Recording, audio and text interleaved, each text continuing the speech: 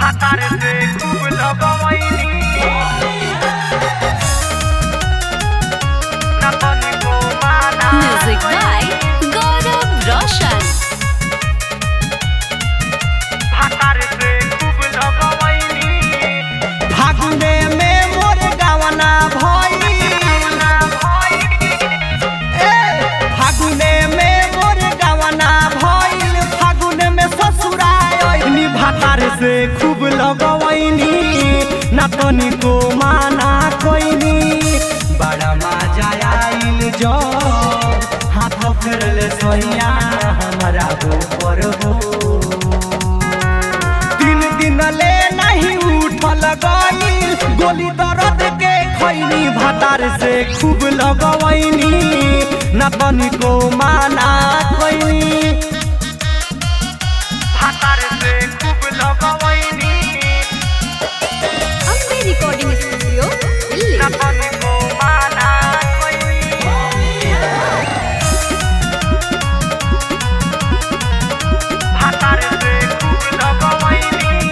एतना मजा मिलल नहीं होबो नहीं हार में सब पूरा कइली हनी हम फागुन भर में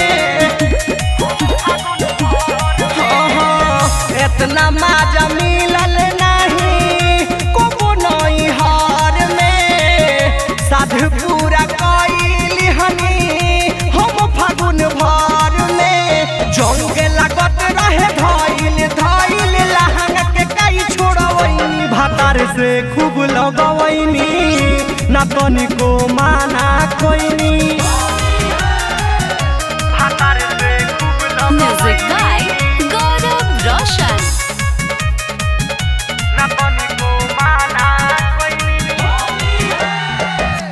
आदत न रहे सखी भजन भइल बेसी हो रहल खुरियाई हो बिया परदेसी हो आदत न रहे सखी भजन भइल बेसी हो रहल खुरियाई हो बिया परदेसी हो निर्मल जोगे से संग खेला कइल केहू से नहीं बतैनी सुजित से खूब लगवैनी विकास के न माना कोइनी